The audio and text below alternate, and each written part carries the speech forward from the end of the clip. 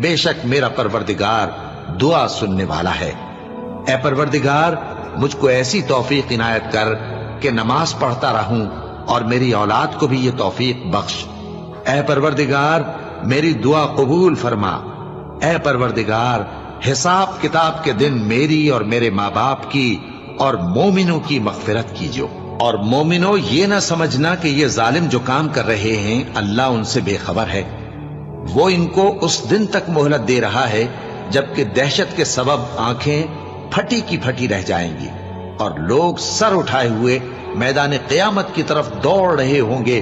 उनकी निगाहें खुद अपनी तरफ लौट न सकेंगी और उनके दिल मारे खौफ के हवा हो रहे होंगे।